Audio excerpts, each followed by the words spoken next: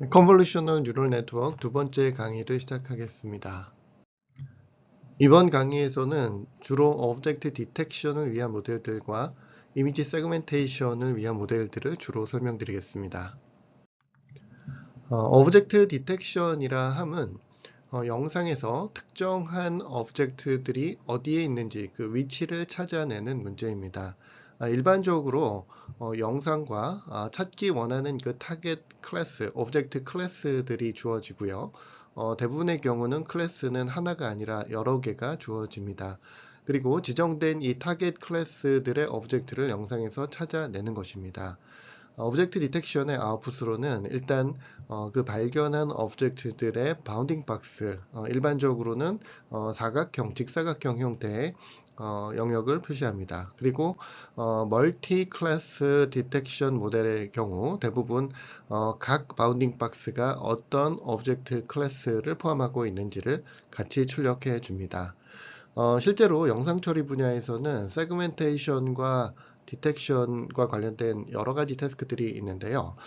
시멘틱 세그멘테이션이라고 얘기할 때는 영상의 각 픽셀별로 어떤 클래스에 속하는지를 결정하는 문제입니다. 그리고 로컬라이제이션 같은 경우는 오브젝트들의 바운딩 박스를 찾는 문제인데요. 일반적으로 오브젝트가 하나가 있을 때 로컬라이제이션이라고 부릅니다. 오브젝트 디텍션은 이와 같이 영상 속에 있는 여러 개의 오브젝트들을 각각 바운딩 박스를 찾아내는 이러한 문제이고요. 대부분의 경우 찾아낸 바운딩 박스에서 어떤 클래스인지 그 클래시피케이션까지도 같이 수행을 합니다. 인스턴스 세그멘테이션은 클래스 단위가 아니라 인스턴스 단위로 나누는 문제입니다. 예를 들어서 시멘틱 세그멘테이션을 수행을 한다면 여기 강아지가 두 마리 있을 때 둘 다 동일한 강아지라고 하는 클래스 레이블을 지정하게 됩니다. 그러나 인스턴스 세그멘테이션에서는 클래스 레이블뿐 아니라 이 각 픽셀이 어떤 오브젝트에 속하는지 그 오브젝트 아이디를 같이 지정을 하게 됩니다. 디텍션 문제의 이밸루에이션 매트릭을 먼저 설명드리도록 하겠습니다. 디텍션 모델의 성능 평가에서 어떤 가장 기본이 되는 개념은 IOU라고 하는 개념입니다. 여기 이렇게 그 영상이 있습니다. 이 영상의 실제 오브젝트의 위치는 이 파란색 바운딩 박스에 의해서 표시되어 있습니다. 그런데 모델이 이와 같이 주황색으로 표시된 바운딩 박스를 찾았다고 가정을 하겠습니다. 아무래도 이 주황색 박스가 파란색 박스에 가까울수록 더 정확한 디텍션이라고 말할 수가 있습니다. 이와 같은 성능을 측정하는 매저인데요. IOU는 유니언 분의 인터섹션 영역을 말합니다. 즉, 이 두 개의 사각형을 유니온을 하게 되면 제가 지금 그리고 있는 이 영역에 해당하게 되고요. 인터섹션에 해당하는 부분은 두 사각형에 겹치는 부분, 이 진한 사각형 영역을 의미하게 됩니다. 그래서 이 연한 파란색 영역을 분모해 넣고 진한 파란색 영역을 분자에 넣은 그 비율이 바로 IOU입니다. 아무래도 디텍션이 정확할수록, 즉 바운딩 박스가 정확하게 추출될수록 인터섹션과 유니언의 차이는 줄어들게 되기 때문에 1에 가까울수록 좋은 성능을 나타낸다고 볼 수 있습니다. 자, 그리고 IOU는 저 사각형이 얼마나 정확한지를 평가하는 매저이고요. 이 매저를 이용을 해서 맞았는지 틀렸는지 true, false로 디파인을 하기 위해서는 임계치가 필요합니다. 대부분의 벤치마크 데이터셋에서는 어느 정도 IOU를 넘어섰을 때 맞았다고 판정을 할지를 지정을 하고 있습니다. 그것을 IOU threshold라고 부르는데요. 예를 들면은 성능 평가할 때 AP, 여기서 AP는 Average Precision을 말하고요. 그 밑에다가 IOU를 0.5라고 지정을 합니다. 이렇게 하면은 모델이 찾아낸 여러 가지 바운딩 박스 중에서 이 IOU가 0.5가 넘는 것들만 정답으로 카운트한다는 이야기입니다. 마찬가지로 IOU를 0.75라고 정의를 할 경우에는 적어도 75%가 겹치는 바운딩 박스만을 맞는 걸로 판정을 하겠다라는 좀 더 엄격해진 그런 맞고 틀림의 기준이 되겠습니다.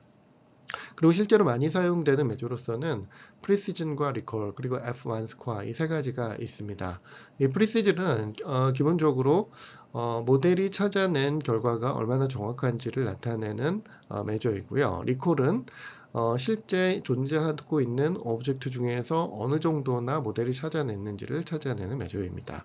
실제 정의는 다음과 같은 표에서부터 유도될 수가 있는데요. 이 표는 이 세로축은 실제 정답 레이블에서 오브젝트가 있었는지 없었는지, 오브젝트가 맞는지 아닌지를 나타냅니다. 그리고 이 가로축은 실제 모델이 찾아낸 아웃풋 중에서 오브젝트라고 판정한 바운딩 박스와 그렇지 않다고 한 부분을 말합니다. 물론 정답의 경우는 이 모델의 출력값과 그라운드 트루스 레이블의 값이 같아야 합니다. 그래서 이쪽 부분과 이쪽 부분 두 개의 그 대각선 엘리먼트는 정답의 비율을 말하고 있고요. 에러는 두 종류의 에러가 존재할 수 있습니다. 첫째는 실제는 그라운드 트루스 레이블로는 오브젝트라고 말했는데 모델이 찾아내지 못한 경우입니다. 자, 이런 경우는 false negative라고 부르고요. 또 다른 말로는 type 1 에러라고도 부릅니다. 반대의 경우는 GT 레이블은 오브젝트라고 하지 않았는데 모델이 잘못 찾아낸 경우입니다. 일종의 false alarm이라고 말할 수가 있고요. 이런 경우에 false positive 또는 type 2 에러라고 부릅니다. 그러면 프리시즌이라고 하는 것은 일단 모델이 찾았다고 하는 바운딩 박스 중에서 얼마나 정확한가입니다. 그러므로 모델의 아웃풋이 true인 이 두 가지의 값을 더한 것을 분모에다 넣고요. 그 중에서 정답에 해당하는 true positive를 분자에다 넣습니다. 이 비율을 프리시즌이라고 부릅니다. 그리고 리콜 같은 경우는 실제 오브젝트가 있는데 얼마나 찾았느냐에 대한 메저이기 때문에 일단 실제 오브젝트 레이블이 true인 케이스, 이쪽 케이스와 이쪽 케이스를 더해서 분모에다 집어넣고요. 그 중에서 실제 모델이 찾아낸 개수, 그 개수를 true positive라고 하는데 true positive를 분자에다가 집어넣습니다. 근데 일반적으로 프리시즌은 찾아낸 것을 얼마나 믿을 수 있는가, 그리고 리콜은 존재하는 오브젝트를 몇 개나 찾을 수 있는가를 나타내는 평가 척도입니다. 그리고 실제로 그 디텍터가 어느 정도 엄격하게 오브젝트를 찾아내냐에 따라서 이 두 개의 성능 평가 척도는 서로 다른 값을 갖게 됩니다. 보통은 리콜을 늘리면 프리시전이 떨어지고요. 그리고 리콜을 줄이면 프리시전을 더 높일 수가 있습니다. 따라서 이 두 개의 메저는 서로 트레이드 오프 관계에 있다고 할 수 있고요. 그래서 사람들이 이 두 가지를 같이 고려한 균형이 잡힌 메저, 하나의 메저를 생각했는데 그러한 메저가 바로 F1 스코어입니다. F1 스코어는 다음과 같은 수식으로 정의가 되는데요. 프리시즌과 리콜의 기하평균이죠. 기하평균을 프리시즌과 리콜의 산술평균으로 나눈 값입니다. 여기에는 프리시즌과 리콜이 둘 다 들어가고 어느 한쪽이 높더라도 반대쪽이 낮아지면은 낮은 값이 나오도록 되어 있습니다. 오브젝트 디텍션 분야에도 딥러닝이 널리 사용되고 있는데요. 딥러닝 기반의 디텍션 방법은 여러 가지가 있습니다. 그 중에 가장 중요한 것 두 가지를 설명드리도록 하겠습니다. 첫 번째는 투 스테이지 어프로치라고 얘기를 하는데요. 이 투 스테이지는 두 가지 단계로 구성이 됩니다. 첫 번째 단계는 각 오브젝트의 영역을 먼저 찾아내는 그러한 단계이고요. 그리고 두 번째 단계는 찾아낸 영역에 있는 오브젝트가 무엇인지 클래시피케이션을 수행하는 단계입니다. 즉, 투 스테이지 어프로치는 디텍션과 클래시피케이션을 각각 별도의 스텝에서 처리하는 방식입니다. 대표적인 방법으로는 RCNN, Fast RCNN, Faster RCNN 이러한 모델이 있고요. 이 모델들이 개발된 지는 오래됐음에도 불구하고 현재에도 굉장히 널리 사용되고 있습니다. 그렇게 사용되는 비결은 기본 원리는 동일한 방법을 사용을 하지만 특징 추출기에 해당하는 백본 네트워크를 최신 네트워크로 교체를 해가면서 점점 성능을 개선해서 아직도 우수한 성능을 유지하고 있다는 것입니다. 일반적으로 투 스테이지 어프로치는 디텍션과 클래시피케이션에 전문적으로 학습된 별도의 모델로 수행을 하기 때문에 속도는 약간 느리지만 정확도는 높은 것으로 알려져 있습니다. 여기에 대비되는 방법이 원 스테이지 어프로치입니다. 투스테이지 방법이 디텍션과 클래시피케이션을 두 단계 나눠서 했다면 원 스테이지 어프로치는 그 두 개의 단계를 하나의 단계로 통합했습니다. 그래서 디텍션과 클래시피케이션을 동시에 수행하는 모델을 의미하고요. 정확도는 다소 떨어지지만 속도가 훨씬 빠른 것으로 알려져 있습니다. 대표적인 모델로는 욜로 시리즈, 욜로는 1부터 1, 2, 3, 4, 5, 6, 7까지 나온 걸로 알고 있고요. 그 이후에도 계속 연구가 되고 있으리라 생각합니다. 그리고 SSD라는 방법이 또한 유명한 모델입니다. 그 외에도 다양한 그 베리에이션들이 나왔고 개선 버전들이 나왔습니다. 자, 먼저 투 스테이지 방법의 시조라고 할 수 있는 RCNN을 설명드리도록 하겠습니다. 이 방법은 1914년도에 나왔고요. 첫 번째 단계인 오브젝트 디텍션에는 전통적인 비전 테크닉을 사용했습니다. 여기 셀렉티브 서치라든가 엣지박스라고 하는 방법이 사용이 되었고요. 일단 입력 영상이 들어오면은 여기에서 트래디셔널한 방법에 의해서 다양한 오브젝트 캔디데이트 영역을 추출합니다.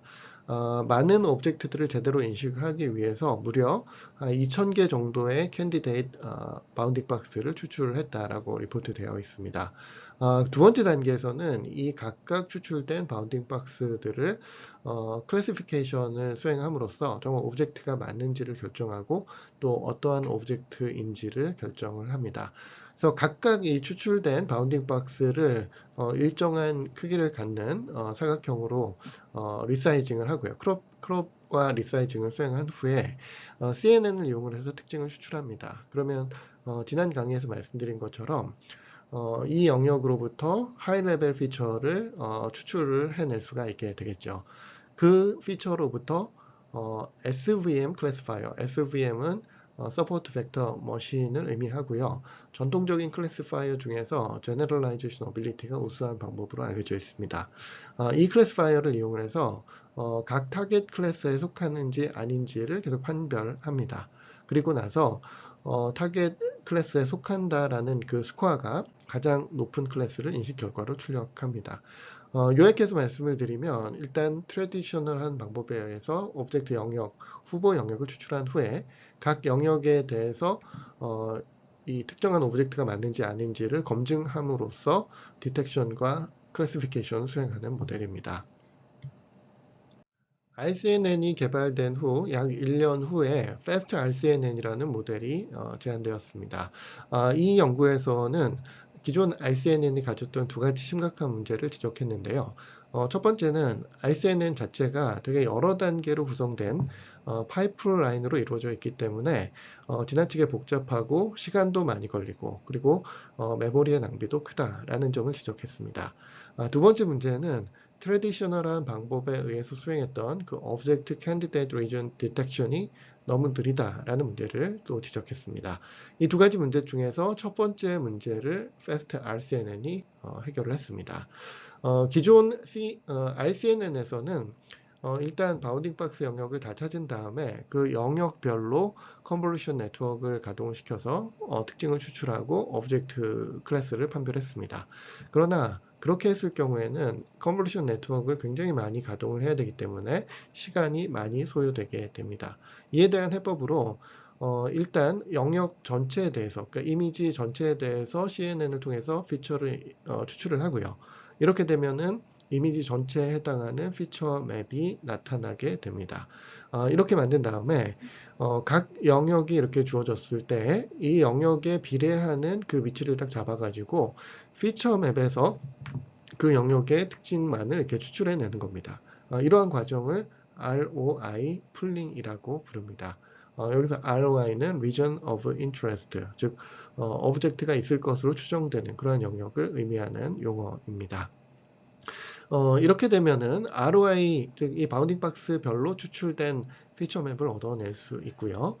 그 피처 맵으로부터 바운딩 박스를 좀 더 정확하게 리그레이션을 통해서 그 센터 영역과 width 그리고 height를 추정을 하게 됩니다. 그리고 또한 이 영역이 어떠한 오브젝트인지를 클래시파이 하게 됩니다. 그리고 여기서 한 가지 좀 마이너한 차이는 이전 그냥 ICNN에서는 그 서포트 벡터 머신을 이용해서 클래시피케이션 수행을 했는데 Fast RCNN에서는 Fully Connected 레이어와 소프트맥스 레이어를 이용을 해서 뉴럴넷에 의한 클래시파이어를 사용했습니다. 그렇게 했을 때 성능이 대등하거나 미세하게 높았다라고 리포트를 하고 있습니다. 이러한 개선을 통해서 Fast RCNN은 기존 RCNN에 비해서 무려 9배 정도의 속도 개선을 얻었습니다. 그러나 이 앞에서 지적했던 이 두 가지 문제 중에서 두 번째 문제는 아직 남아 있고요. 이 바운딩 박스 후보 영역을 추출하는 데 있어서는 여전히 전통적인 비전 테크닉에 의존한다는 한계점을 가지고 있습니다. 이러한 한계를 극복해서 만들어진 모델이 Faster RCNN이라는 모델입니다. 다른 부분은 Fast RCNN하고 거의 비슷하고요. 여기서 한 가지 가장 큰 차이점은 이제는 더 이상 트래디셔널한 오브젝트 리전 디텍터를 사용하는 것이 아니라 뉴럴 네트워크를 이용해서 오브젝트 영역을 찾아내겠다라는 점입니다.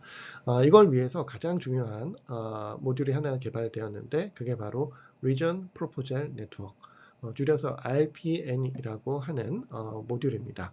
그리고 이 모듈은 어떤 의미에서 뉴럴넷의 레이어처럼 CNN을 구성하는 어떤 서브 컴포넌트에 해당한다고 볼 수 있습니다. 자, 아래쪽에는 컨볼루션으로 이루어진 피처 익스트랙터, 즉 백본이 위치하고 있습니다. 그 백본이 추출한 피처 맵을 요 밑에다 이렇게 표현을 했습니다. 그 다음에 RPN이 동작을 하게 되는데요. 이 RPN은 일단 이 컨볼루셔널 피처 맵을 그 n by n 영역으로 이렇게 나눕니다. 그리고 각 이 그리드 좌표마다 K개의 앵커 박스를 여기다 갖다 놓는데요. 이 K개의 앵커 박스는 일종의 오브젝트의 후보점이다라고 볼 수가 있습니다. 그리고 이 K개가 들어가는 이유는 이 박스가 정사각형일 수도 있고 또는 세로로 길거나 가로로 길 수도 있고 또 크기가 다를 수도 있습니다. 이런 형태로 여러 가지 크기와 쉐입을 갖는 오브젝트들을 잘 추출하기 위해서 그의 특성화된 그런 앵커 박스들을 각 좌표에서 이제 지정을 하고 찾는 것입니다. 이렇게 각 앵커 박스를 찾은 다음에는 이 앵커 박스별로 fully connected 레이어로 구성된 두 개의 그 헤드 모듈이 들어갑니다. 첫 번째 그 헤드는 클래시피케이션. 이 클래시피케이션이라 함은 이 사각형이 오브젝트인가 아닌가를 판별하는 그 클래시파이어입니다. 그리고 또 다른 헤드는 리그레션 헤드인데요. 여기에는 각 앵커 박스별로 4개의 코디네이트를 추출을 합니다. 좀 더 자세히 설명드리도록 하겠습니다. 이와 같은 컨볼루셔널 피처 맵이 있을 때 n by n짜리 슬라이딩 윈도우를 그 피처 맵 위치에다가 이제 각각 이동을 시킵니다. 여기 보시면은 이렇게 빨간 박스로 표시된 이 영역이라고 볼 수가 있습니다. 실제 이 논문에서는 n을 3, 그래서 3 by 3의 영역으로 표시를 했습니다. 그 다음에 여기에서 그 K개 그 앵커 박스를 영역을 이제 추출을 하는데요. 이 논문에서는 K를 9로 설정을 했습니다. 그리고 각 그 앵커 박스별로 클래시피케이션과 리그레션을 수행하는데 클래시피케이션은 오브젝트 노드와 오브젝트가 아니다라는 넌 오브젝트 노드 그 두 개씩 존재하게 되고요. 그게 K개 앵커 박스별로 하나씩 있게 되니까 토탈에서 이 K개의 클래시피케이션 아웃풋 노드가 여기에 나오게 됩니다.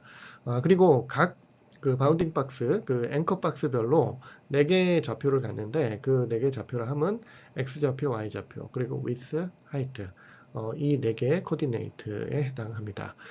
물론 다양한 크기의 영상을 처리하기 위해서 이 4개의 좌표는 절대적인 값을 사용하지 않고 전체 오브젝트의 width, height에 비례하는 그러한 노멀라이즈된 값으로 사용합니다.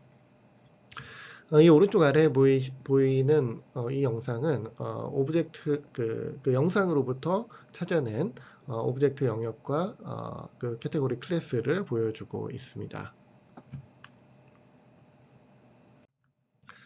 그 다음으로는 원 스테이지 모델을 설명드리도록 하겠습니다. 원 스테이지 모델 중에 가장 유명한 모델은 욜로라고 하는 모델입니다. 이 욜로는 You only look once의 약자인데요. 요즘에 유행하는 말 중에 You only live once를 패러디해서 만든 것이라고 이렇게 생각됩니다. 일단 영상이 들어오면 이 영상을 S by S 그리드로 나눕니다. 실제 구현에서는 S를 7을 써서요. 7 by 7 그리드로 나눈 것입니다. 그리고 각 이 그리드 셀별로 B개의 바운딩 박스를 추출합니다. 여기서 실험에서는 이제 B를 2로 설정을 해서 각 영역마다 2개의 바운딩 박스를 추출한 것입니다. 그리고 각 위치에서 이 바운딩 박스별로 O 더하기 C 차원의 리그레션을 수행합니다. 근데 여기서 리그레션이라 함은 다음과 같은 요소들을 예측을 하는 건데요. 이 앞에 O가 말하는 것은 일단 4개 그 바운딩 박스 X, Y 그리고 width, height에 해당하고요. 그 다음에 나머지 하나는 그 바운딩 박스가 사각형일 그 실제 오브젝트일 확률입니다. 오브젝트일 확률을 0에서부터 1까지의 스케일로 예측을 합니다. 이렇게 해서 바운딩 박스가 바운딩 박스와 오브젝트인지 아닌지를 5개 차원에 의해서 예측을 하고요. 그 다음에 이 C개는 이 라지 C라는 숫자가 그 인식 대상, 그 디텍션의 대상이 되는 오브젝트 클래스의 개수입니다. 그래서 만약 이 바운딩 박스가 오브젝트가 맞다면 오브젝트가 맞다면은 이건 어떤 클래스의 오브젝트인가 라는 것을 예측하는 그 확률들의 일종의 어레이라고 볼 수가 있습니다. 욜로 첫 번째 버전에서는 이 C가 20이었습니다. 이 말은 즉 20개의 오브젝트를 찾아내고 인식을 할 수 있었다라는 이야기입니다.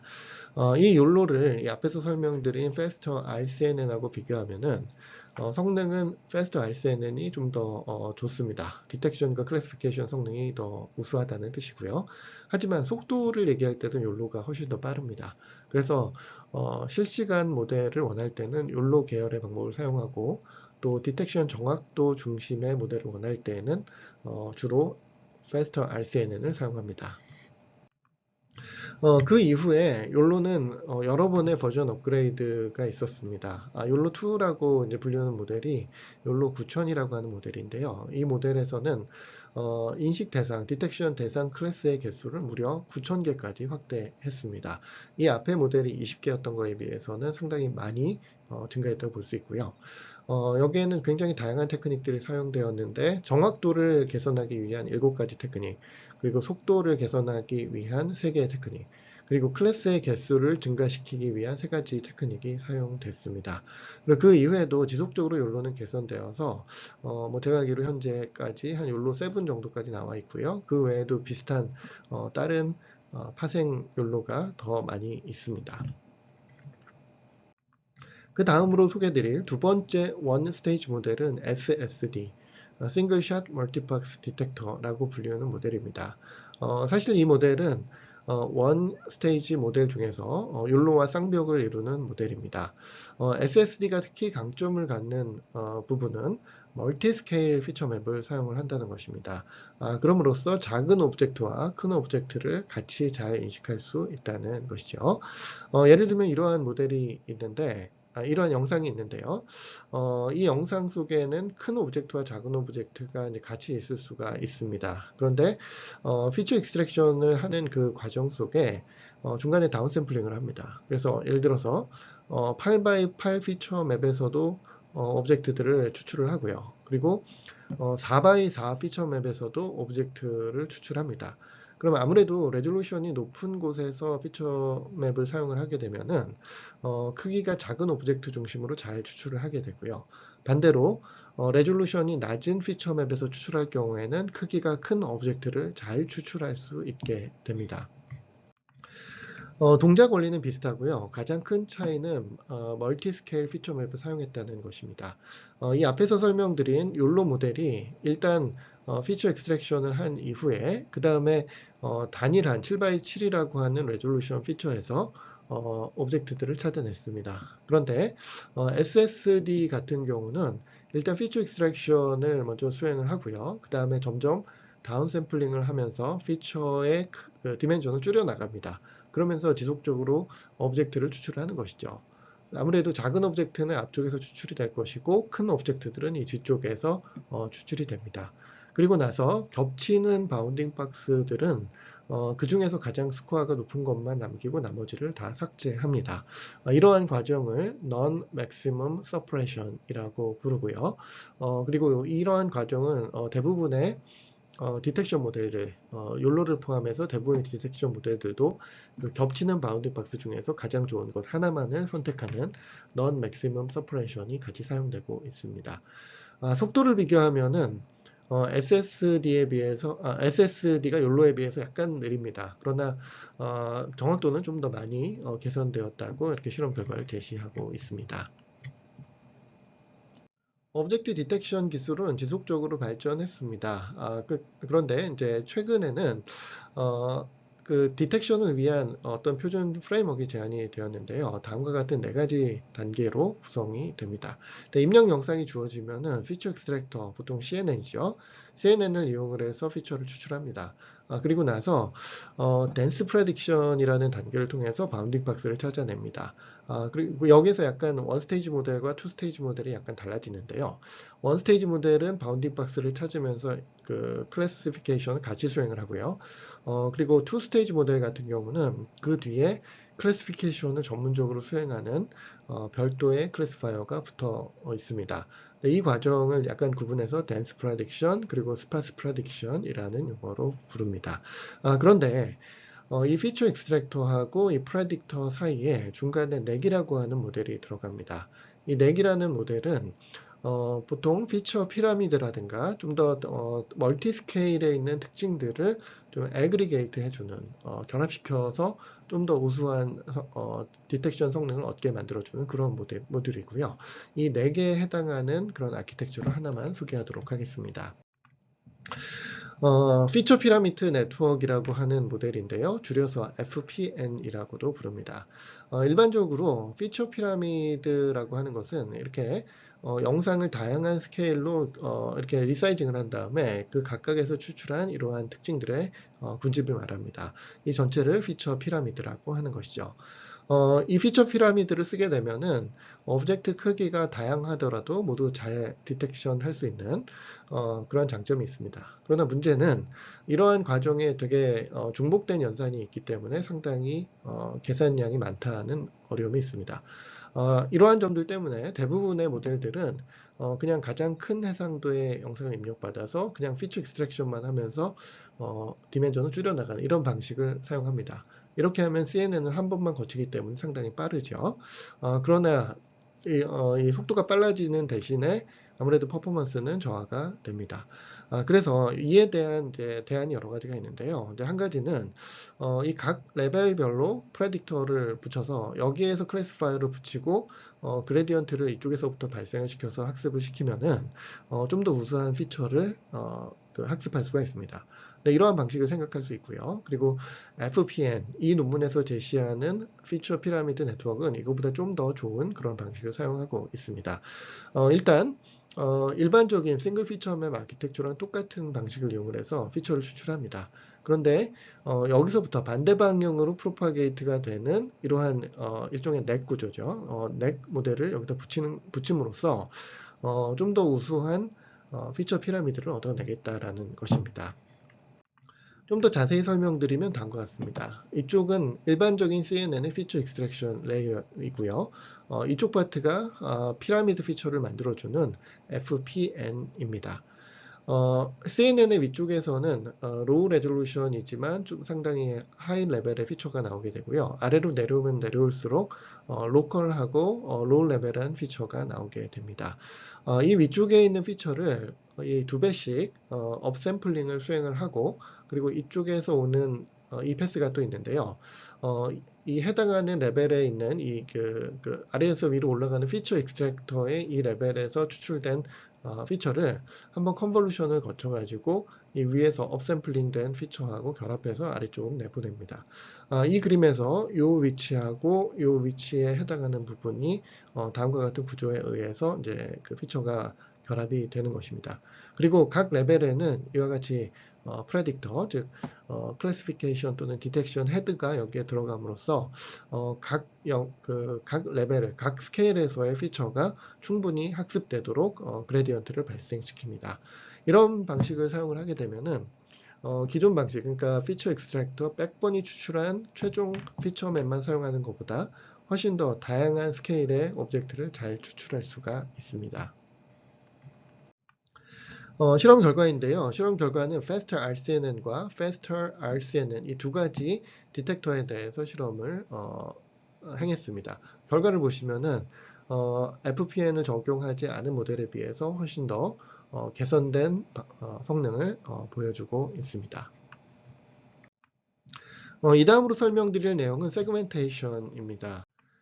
이 세그멘테이션은 이미지에 있는 그 화소들을 서로 일관된 성질을 갖는 파트, 여기서 일관된 성질을 갖는 파트라 함은 동일한 클래스이거나 동일한 오브젝트를 이루는 픽셀들입니다. 그러한 픽셀들을 묶어서 파티션을 하는 그런 문제를 세그멘테이션이라고 합니다. 이 세그멘테이션은 크게 세 가지로 나눌 수가 있는데요. 첫 번째는 시멘틱 세그멘테이션입니다. 이 시멘틱 세그멘테이션은 이 영상에 있는 각 화소별로 어떠한 클래스에 속하는지를 지정하는 그 클래스 레벨의 덴스 프레딕션이라고 죄송합니다. 픽셀 레벨의 덴스 프레딕션 또는 픽셀 레벨의 덴스 클래시피케이션이라고 말할 수 있습니다. 예를 들면은 이쪽은 자동차, 여기도 자동차, 이쪽은 빌딩, 이쪽은 하늘, 여기는 길 이런 식으로 지정을 하는 것입니다. 이에 반해서 인스턴스 세그멘테이션이라고 할 때에는 보통 오브젝트 인스턴스별로 픽셀을 그룹핑 해주는 것입니다. 예를 들면 이 영상에는 사람과 자동차들이 여러 오브젝트가 있는데요. 이쪽을 보시면은 이 오브젝트는 모두 차입니다. 그런데 첫 번째 자동차와 두 번째 자동차, 세 번째 자동차를 이렇게 구분해서 레이블링을 해줍니다. 이와 같이 오브젝트 인스턴스를 찾아주는 것을 인스턴스 세그멘테이션이라고 합니다. 근데 이 두 개의 이제 또 한 가지 차이점은 클래스를 지정하는 시멘틱 세그멘테이션 같은 경우는 이렇게 오브젝트와 오브젝트가 아닌 영역들, 이런 영역들을 스터프라고 하는데요. 오브젝트에 해당하는 things와 그렇지 않은 스터프들을 모두 이렇게 클래스로 어사인을 하는데 반해서 인스턴스 세그멘테이션은 thing에 대해서만 그 오브젝트 아이디를 어사인을 합니다. 그리고 이 두 가지의 태스크를 결합한 또 하나의 세그멘테이션 태스크가 있는데 팬옵틱 세그멘테이션이라고 합니다. 팬옵틱 세그멘테이션에서는 결국 이 클래스별로 픽셀별로 클래스 레이블을 어사인하고 또한 인스턴스 레이블도 같이 어사인을 합니다. 그래서 이 두 개의 결과를 합치면은 팬옵틱 세그멘테이션이 된다고 볼 수 있습니다. 자, 일단 클래시피케이션은 영상 전체가 어떤 오브젝트인지를 판별합니다. 그러니까 이 실제 그 모델의 구조가 점점 피처 맵을 줄여가면서 앱스트랙션을 해가면서 최종적으로는 클래스 딱 하나의 정보를 예측을 하도록 구성됩니다. 반면에 세그멘테이션 같은 경우는 하나의 클래스를 찾아내는 것이 아니라 그 클래스의 맵을 찾아내도록 구성이 됩니다. 따라서 이 이미지를 그 해상도를 무턱대로 줄여갈 수가 없고요. 어느 정도까지 필요한 만큼 줄인 이후에는 더 이상 그 피처 맵의 레졸루션을 낮추지 않고 오브젝트의 맵을 합성을 해냅니다. 딥러닝을 이용을 해서 시멘틱 세그멘테이션을 수행한 첫 번째 연구가 Fully Convolutional Network, 줄여서 FCN이라고 불리우는 모델입니다. 이 모델의 기본적인 아이디어는 이 입력 영상이 주어졌을 때 클래시피케이션을 위해서 학습된 CNN을 이 각 화소 위치별로 적용시키는 것입니다. 그렇게 되면 각 화소별로 그 클래스 아이디를 찾아낼 수 있고요. 그 클래스 아이디로 맵을 만들면 세그멘테이션 맵, 즉 클래스 맵을 얻어낼 수가 있습니다. 물론 이론적으로 봤을 때에는 이 각 위치의 CNN을 이렇게 동작시키는 건 굉장한 오버헤드가 됩니다. 그렇기 때문에 실제 구현에서는 이렇게 이제 각 화소별로 가동시키는 것이 아니라 영상 전체에 대해서 이 각 레이어들을 한 번씩 수행을 하는 방식을 사용합니다. 여기에 보이는 이 CNN은 클래시피케이션을 위해서 학습된 일반적인 CNN입니다. 특정한 영역에다가 이 CNN을 동작시키면 각 오브젝트 클래스별 확률을 출력하게 됩니다. 그런데 이 CNN을 이 입력 영상 전체에 대해서 동작을 시키면 각 위치별로 이러한 그 확률을 얻어낼 수 있고요. 그 중에서 각 픽셀에 대해서 이 최고 스코어를 얻는 이 클래스로 이제 마킹을 하면은 전체 클래스 히트맵을 얻어낼 수가 있습니다. 그러나 실제 구현에서는 위치별로 별도로 CNN을 가동시키지는 않고요. 이 각 레이어의 입출력 사이즈를 전체 영상 크기로 다 키운 다음에 한 번에 이제 병렬 처리에 의해 가지고 처리를 하게 됩니다. 따라서 실제적인 뭐 계산 속도는 많이 저하되지는 않게 되는 것입니다. 여기서 한 가지 기억했으면 하는 부분은 컨볼루션 오퍼레이션 자체가 포지션 인베리언트한 로컬 피처를 추출하기 때문에 이 입력 피처의 디멘전을 늘린다고 하더라도, 이 스페셜 디멘전을 늘린다고 하더라도 동일한 파라미터를 가지고 처리를 할 수가 있게 되고요. 그렇기 때문에 이 작은 그 입력 사이즈를 크게 키운다고 하더라도 재학습이 필요하지 않다는 점입니다. 실제 실행한 결과는 다음과 같습니다. 여기에 이렇게 입력 영상이 주어졌고 정답이 이렇게 있을 때 기존에 가장 좋았던 방식이 한 이 정도의 성능을 보였습니다. 그에 비해서 딥러닝을 이용한 Fully Convolutional Network은 다음과 같은 성능을 보여서 좀 더 우수한 성능을 나타냈습니다. 또 하나의 굉장히 중요한 세그멘테이션 맵이 있는데요. 유넷이라고 하는 네트워크입니다. 이 유넷은 2015년도에 개발되었고 주로 바이오메디컬 이미지를 분할하기 위해서 만들어졌습니다. 근데 현재까지도 상당히 많이 사용되고 있는 중요한 맵입니다. 유넷은 다음과 같은 형태로 이렇게 U자 형태를 그리고 있어서 이렇게 유넷이라고 부릅니다. 일단 이 유넷은 두 개의 구조로 구성이 되어 있는데요. 한쪽에서는 피처 익스트랙션을 하면서 피처의 디멘전을 줄여 나갑니다.